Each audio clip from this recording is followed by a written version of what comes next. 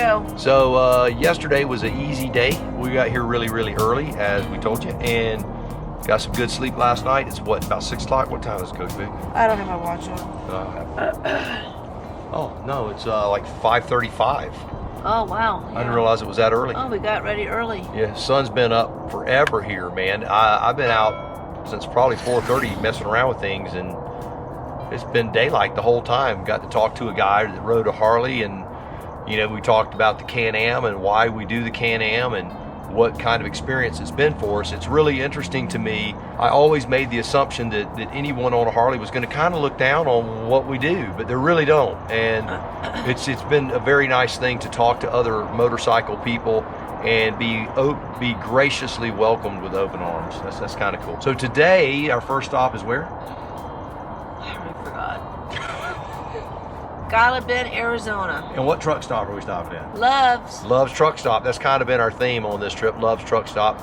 So today we moved from California Dreamin' to San Diego Lovin'. See the kids. to California Schemin'. Oh. Okay, what is your buzz phrase? You can if you try, and you can if you cry. So quit crying and start moving. Quit crying and start moving. There's some solid words from the effervescent Coach Vic. The other day I wanted to mention we've done some really big miles in some really bad conditions. And if you're ever in that situation and you don't feel like you can make it, don't hesitate to stop. Our background, Coach Vic is a tremendous athlete, track and cross country. Cross country, but we did track too. Okay, so track and cross country in college on a scholarship, athletic scholarship. And she's done Miami wheelchair division, hand crank division, and running division. Won the wheelchair and hand crank and came in second in the running. Second in the running. But that was at 18 years old. That's okay. It was great. But that endurance background really comes out, and so you know that's kind of why we're able to do the things we do, is that endurance background. And I've done a few things as well, and we are happy. The Ironman, so that goes on forever and ever and ever. Yeah. Don't ever feel bad about stopping if it's hot. Don't ever feel bad about stopping if you're tired. Take a break. Even us the other day, which I still, although we're not as young as we used to be, we had to stop. It was so hot. We had to stop, and we didn't want to stop the trip for that day, but we did want to take a break. So if you're not a member of like a Hilton Honors, or I'm sure every hotel has their club, their thing, right? If we're in a town and we need to cool off, we'll go in the lobby of a Hilton hotel, which is Hampton Inn, Hilton Garden. There's a bunch of them. And we'll go in that lobby, tell them we're a Hilton Honors member. We're going to a motel down the road, but we have to take a break. They have clean restrooms. They have nice facilities. You can sit in, use the Wi-Fi, and that's what we do. And certainly in the midst of this thing that we've got going on in this country where you can't go in anywhere, that was some really a safe place for us. Right. And Coach Vic, what was it? You got a good something while you were there. What was that? A good massage. No, you didn't get a massage. Like it. What did you take? Some Tylenol. Okay. I had a good nap. I got to lay down on the couch, I guess. I took a nap. I didn't care. I took a nap. I needed to take a nap. I needed to lay down. A good old back stretch felt good. The big miles have been enjoyable for us. We do like that kind of thing. So today's easy day, 4:20, 4:30, somewhere like that. Anyway, next stop, Bend, Arizona, Love's Truck Stop. I haven't worn my glasses a lot on this trip. Man, I can see. Beautiful morning. morning. It is so nice out there, so clear. I'm going to spin this camera around before you go so you can see what 5:35 a.m. in Tucson, Arizona looks like, because Daylight. You're not going to believe coming up this. Already.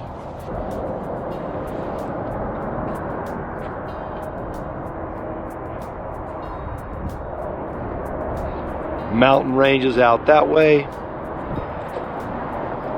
Mountain ranges out this way. And traffic is moving. Speaking of moving, we better get on it, because we got to get all the way through Tucson, and it's going to be busy this morning.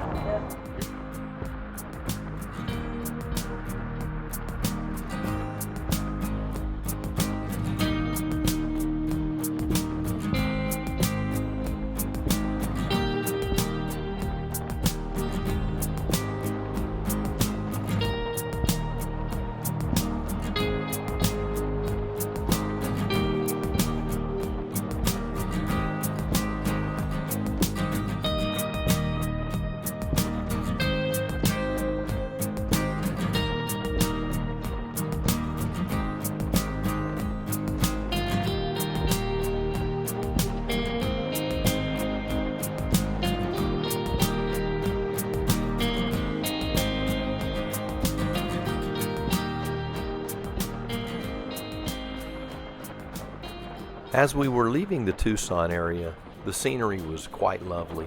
Seeing the trains, the traffic was relatively light and the temperature was perfect, but you could feel it. The last day anxiety of any trip. The fear that something might go wrong.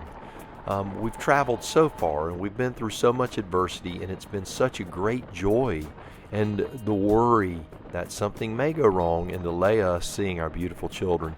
You could almost feel the tension in the morning as we were preparing for our ride. There was no arguing, there were no unkind words spoken. It was just a quiet, a certain quiet as we both pondered the perfect ending to a perfect trip. Once all of the city excitement evaporated and we found ourselves on the open road again, we settled into our traveling rhythm.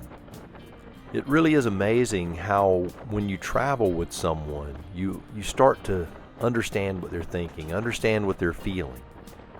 It's almost like a magical dance that just happens. Coach Vic and I have grown very close on this trip, and things have happened within our relationship that have made it so much better. These are the unexpected, pleasant outcomes of trips like this. Being sensitive to each other's feelings, overlooking frailties, complimenting strengths, and laughing at our own weaknesses. The joys of travel with an excellent travel partner cannot be overrated. Kudos, Coach Vic.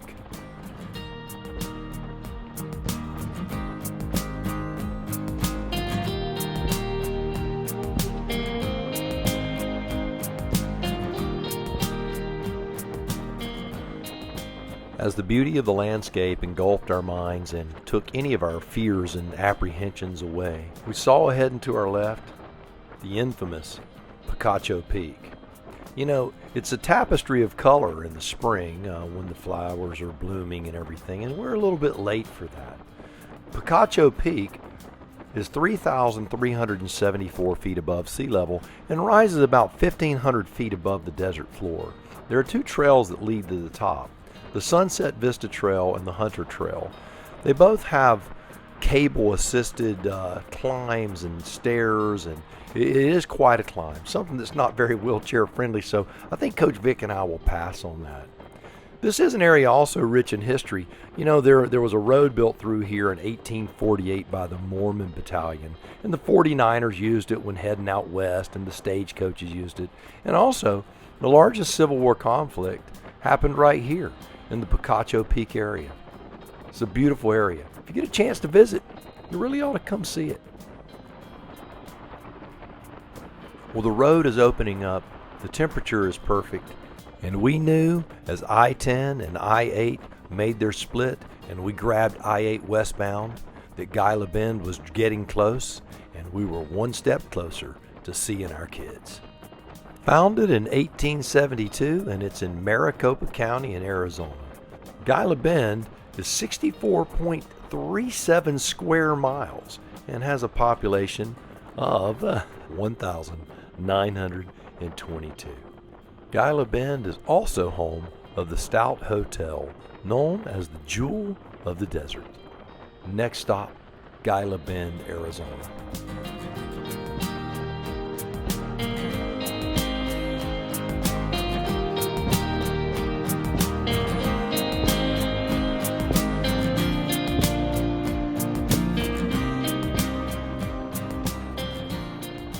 All right, first stop, Gila Bend, Arizona, about 125 miles down the road, something like that. Next stop is going to be Yuma, Arizona, which is about 116 miles down the road. Next stop, El Centro, California, which is about 60 miles down the road. Then another 120 plus around that to San Diego, California. Almost there. Beautiful day today, interesting day today. And we have just gone through some beautiful desert country. It's amazing how with just a snap of a finger the landscape changes. It really is quite amazing. It's been a great ride. Can't enjoy it. It wouldn't be the same in a car. Nope. You guys smell and feel the air around you and the environment around you. Yeah. It's just you feel like you're more of a part of the ecosystem. Yeah, it's really nice. So far, so good. So let's roll on. What do you say? Let's go to Yuma? Let's do it.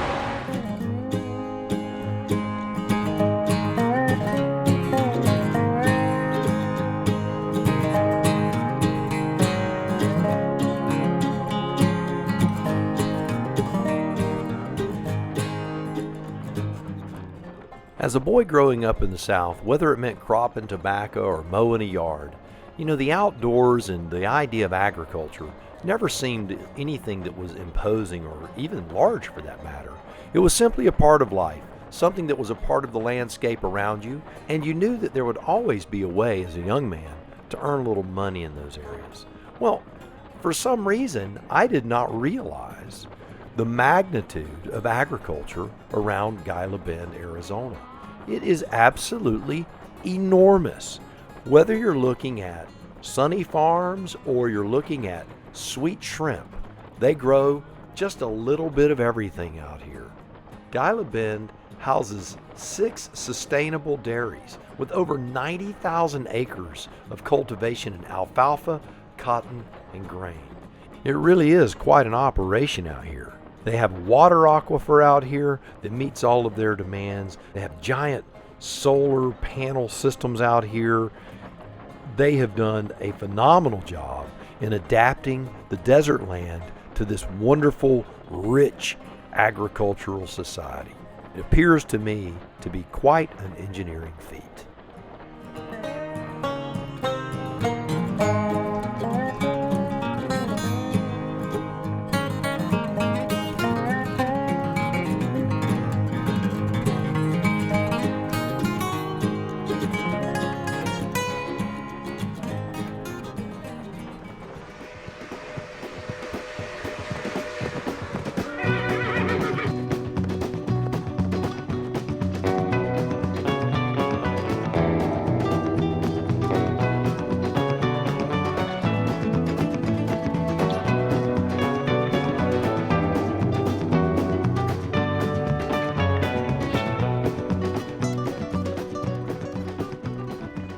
As we left the greenery that Gila Bend had to offer, we entered in what I would call the Wild West.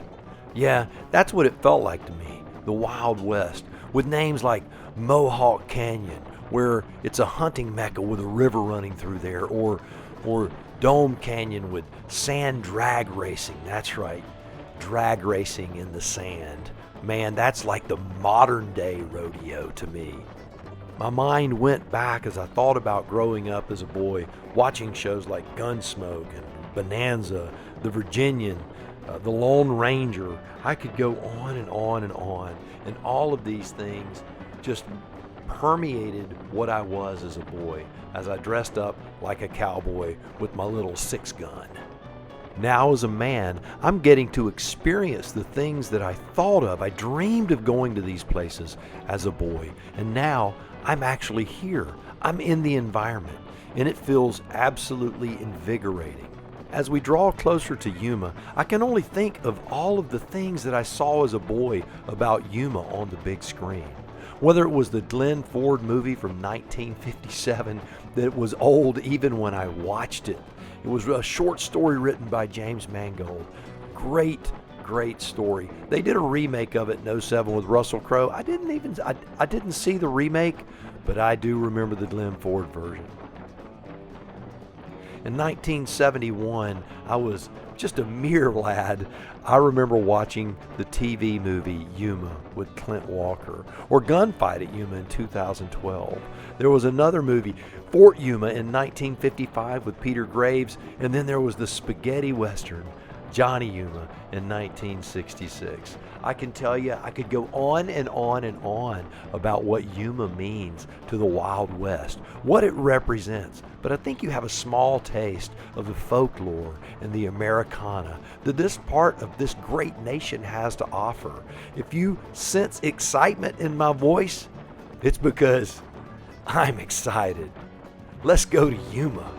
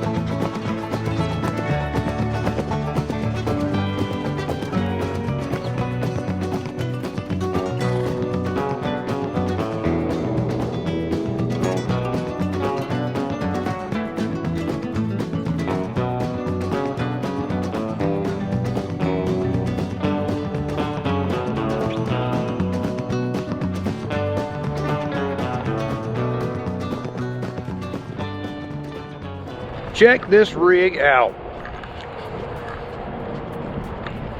All right, for all you people with a little money out there, buy some of them watches. That's Gene, he owns the company. All right, nice to meet you, Gene.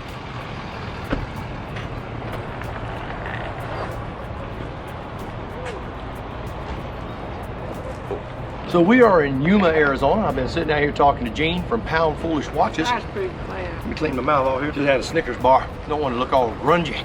Never know who you're gonna meet, man. This guy used to run on a company, Big Bear Choppers. I've been in his booth before at Bike Week. It's crazy.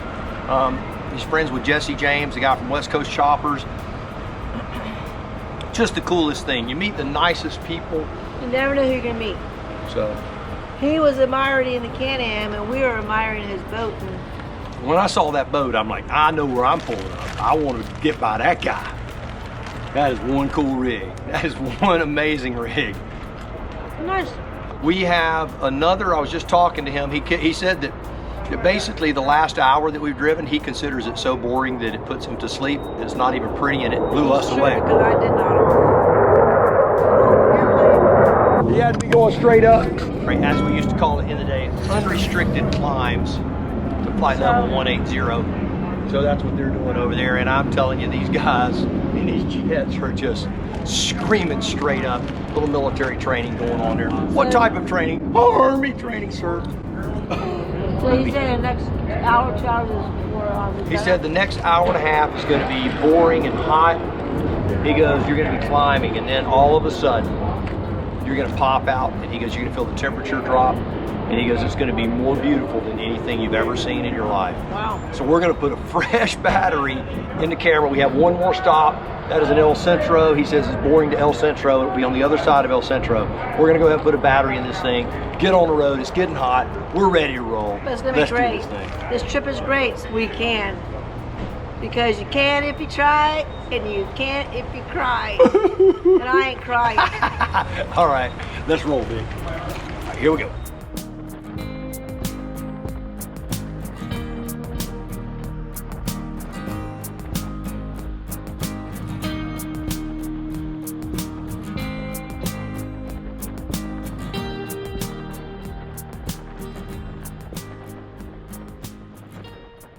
As we leave Yuma, Arizona, the landscape immediately changes yet again.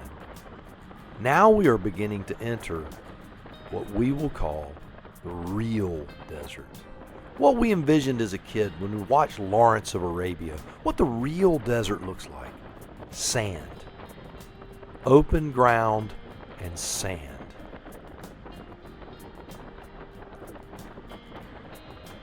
We feel the sense of excitement because we know what this represents. We've looked at the geographical maps, we've looked at the aerial views, and we know that this sand represents one thing in our mind: California. Because California is coming, and we know that is the last indicator. As we breathe in the California air, we look at the blue sky and the open landscape. We are grateful.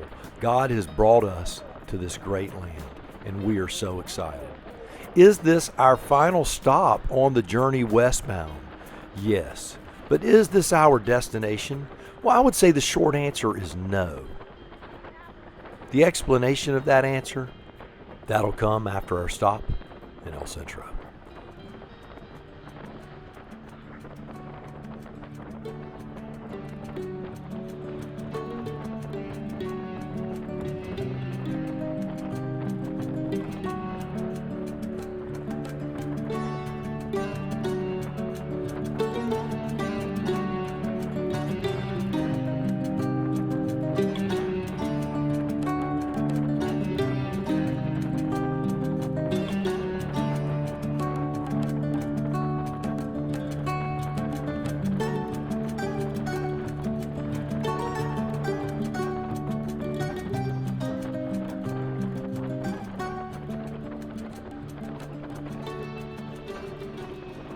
As we enter into the desert, we think about a lot of things.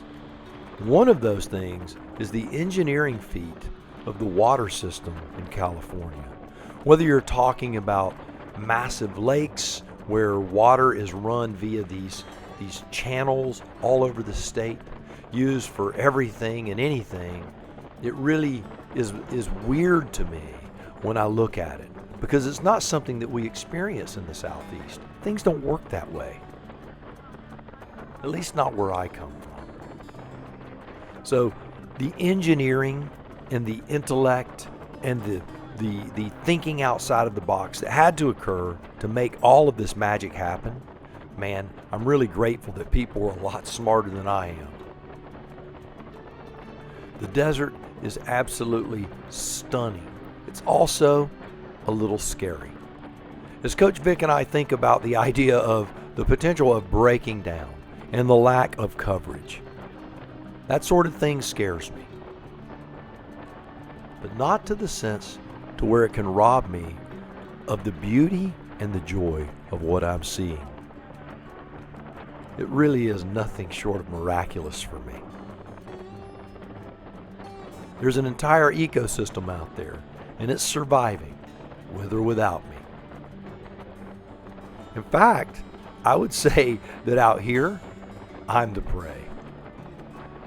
So enjoy the beauty of the desert as we prepare to enter our next stop, El Centro, California.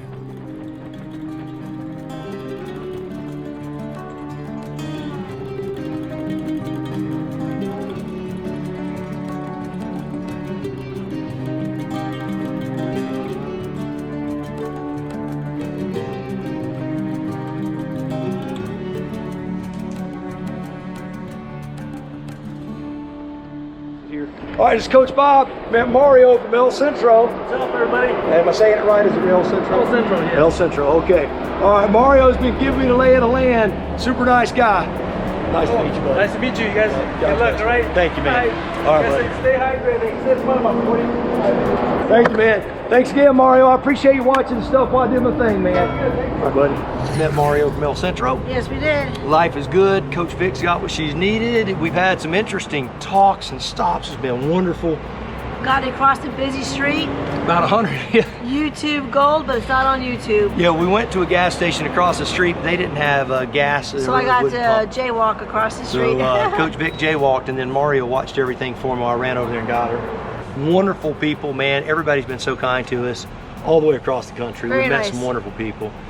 Coach Vic, any nuggets before we roll? It's just been a great trip so far. Man, let me tell you, we came into California. I know you just saw the footage, man. That desert is just freaking awesome, man. Everything is so and that, different. I guess it's an aquifer or a river or whatever that water God is. just took little things, rocks, That and was put them in just there, mountains, and put them there, water, Awesome. sand dunes here. He just put everything everywhere. Everywhere. Just different She's stuff talking everywhere. crazy. You talking Cacti, crazy. cacti, Cacti. Cacti. Is it cactuses cacti. or is it cacti? Cacti. You can post something down below. Is it cactuses or cacti? Cacti. Coach Vic saying cacti. I don't know. Just for the sake of argument, which is what I like to do. So And lots of farmland. tons of farms. Tons of farmland. All right, Coach Vic, we need to get you loaded up. It's Yes, hot, but we got hot. 45 more minutes of heat, then we'll be in the cool stuff. Ow. Let's roll. As we leave El Centro, California, and re-enter the desert, Coach Vic and I talk on the communicators a little bit about our lives, about what our children represent, about this great country that we live in, and the freedoms that we have. As many of you have already seen through our backstory, Coach Vic and I have seen our share of rough road. Coach Vic, at 23, hit by a drunk driver, paralyzed. Me, a widower, my wife of 17 years died, and I had a 2-year-old and a 3-year-old. Our lives were tough, and God put us together, and we viewed life very differently than anyone we knew. It seemed to me that our life experiences created something magical and beautiful, something with great depth, something that without that tragedy and without that trial that we had experienced, just wouldn't be able to even exist.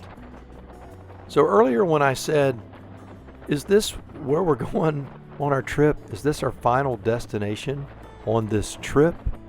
Yes. But is it the end of our journey? Well, the answer is no, because that's not how we view things. The journey for Coach Vic and I is our life. And this destination is every mile. Every mile is the destination of this trip. Yes, we'll pause in San Diego, California to see our beautiful children. But once that visit is over, the next moment, the next mile exists. And that mile, that's the destination. Every mile. The journey is always changing, and it always will. And that's what we love about this life, and it's what we love about our life together. We viewed our parenting that way. Our children was way more than not getting in trouble or staying out of jail or making an A. Our expectation was way higher than that. We wanted to raise fine citizens of this great nation that would honor their God, their family, and their country. And that was absolutely paramount to everything that we did as parents when they were young, and it's paramount now as far as the example that we set for every young person that we come into contact with, whether it be coaching or whether it be family. You see, we love young people, and to see them grow into something amazing, into something that is viable in the world, a world changer, a life changer. We want to be a part of making that person. If God so allows us to do that, that is exactly what we want to do. You know, when Robert was a little boy, that's my son, we just call him Coach Bob 4. But when Robert was a little boy, we used to get him up early. And we would have him say the Pledge of Allegiance and have his prayer time. Do those things. Those things matter to us. They were important to us. And they set something in motion in his mind.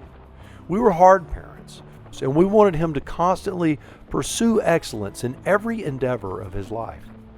We often laugh when we're together about the things that we did in order to get him to move in the right direction. You see, Robert was a highly intelligent young man, and that intelligence came at a price for parents because he could outsmart you every now and then, but he couldn't outwise us. And that is where we could make him grow. We could take that intellect and that energy and harness it and point it in a wise direction. And that's what we've done. We've taken that arrow, set it on fire, and put it in the bow and shot it out into the world. And it is now lighting the darkness wherever it lands. That was my goal as a parent then, and is still my goal. I have 3 children, and that is what I desire from all of them. So there you have it. Probably a lot more than you wanted, but that's how Coach Vic and I approach our life. We approach our relationship with young people, and it is our desire that every young person achieve greatness. Now, let's get back to some driving.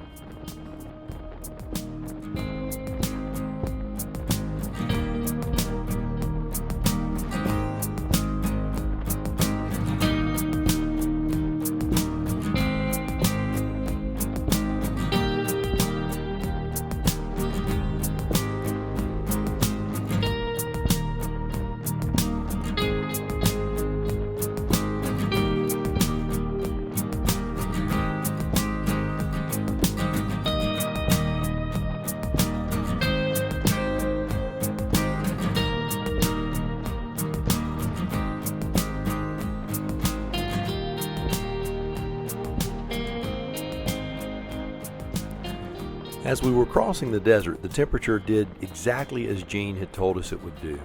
It got warm. And by warm, we're talking high 90s, not too terribly miserable. As we started to climb, 95, 90, 85, 80, 78, 75 degrees. The temperature was absolutely perfect. The scenery couldn't be more beautiful. And we just enjoyed the ride.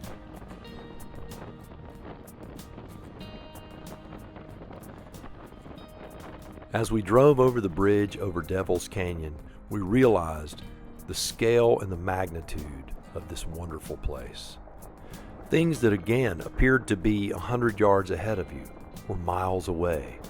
A bridge in the distance with an 18-wheeler on it, and the 18-wheeler looked like a Matchbox car. It is the coolest thing. Going over the bridge, it was eerie to look to the side. As much as I wanted to, I had to keep my eyes on the road. I had checked behind me to make sure that there was nobody coming, but I still didn't have the nerve to look over the side and drive, not with Coach Vic on the back anyway. I'll use that as an excuse. One of the concerns that we had as we started this climb out of the desert through these mountains is that we had seen a lot of signs where it was asking people in vehicles to turn their air conditioning off and to do different things, to drive at different speeds, all because they were worried about people's vehicles overheating. So not being real familiar with the performance of the Spyder in a mountain scenario, although we had done a lot of driving in the heat and it had worked perfectly, we were a little leery of what could possibly happen, and we were pleasantly surprised that everything worked well on the Spyder. The climbing was no problem, the descending was no problem, the turns, the twists, all of it was not a problem.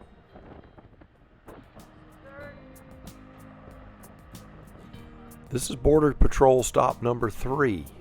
We have seen a few things, and as odd as they felt at the very beginning, now we just see them coming up. We don't even think about it. Basically, they just wave us through. As we continued along I-8, or the Cumier Highway, as it's known out here, we know we're starting to get close. We see the Laguna Mountain Range come into view. We also see the Sunrise Highway sign, which tells us immediately that we are in San Diego County. It's kind of crazy how it went from rocks just a few miles ago to lush greenery. The traffic's starting to pick up a little bit. It's not overwhelming by any stretch of the imagination, but we know it's coming.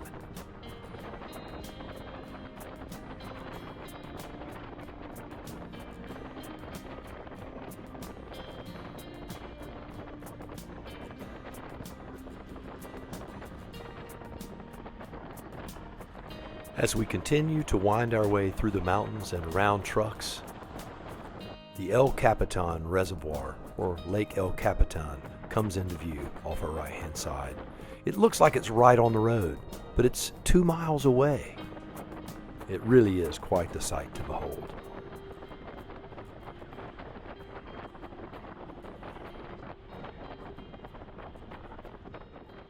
We start to see palm trees and flags and civilization, and we know we are in the cool, hip land of San Diego, California. Let's just ride along and enjoy the vibe. The kids are coming right up.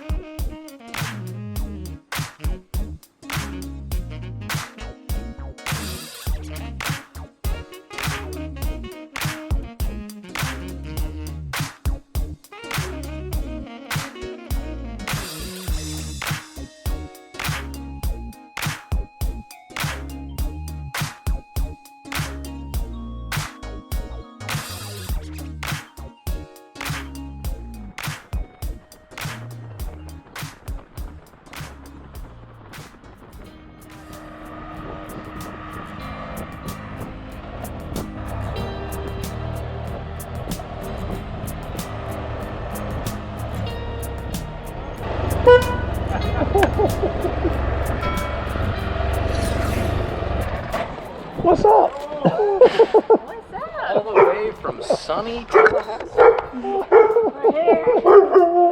Guys. What's up, man? Man, you got like body armor on. I know, man. Oh my gosh. Buddy, what a ride in here. It was beautiful. Oh yeah, I bet. Oh, you've gotten some damn sun. Yeah. Yeah, it is. I love walking in this. Yeah, nice area to walk. Oh, I know, man. Enough. Now, I will tell you, San Diego guy goes, traffic ain't too bad right now. I made Chelsea drive almost everywhere because I was having small panic attacks. So today, let's talk about the last couple of days, because we didn't get to chat in Tucson because Coach Vic and I had us a nice Burger King. And how was your hamburger too, by the way? It was a hamburger Was it good? for Burger King. Actually, it was good because I was so hungry. So I won't knock Burger King. It was good. Okay. I was hungry. It was great. I'll just go ahead and just say it right. It was great. We watched Wheel of Fortune. Oh yeah. And it was great. And then we fell asleep. Yeah, we crashed early. Hey, honestly, was so perfect. We hated to stop. We left Fort Stockton to Van Horn 122, from Van Horn to Las Cruces, 165 miles, Las Cruces to Lordsburg, 120, and Lordsburg to Tucson, Arizona, 157, for an estimate of 564 miles. Wow. So that was yesterday. That was the estimate. The actual mileage was different because the motel was on the east side of town, which made the trip a little shorter, which made the trip today a little longer. So the trip yesterday was 541.7 actual miles, which brings our total mileage to, drum roll please. Boom. Okay, that Had to add a little kick to it. Just had to be different.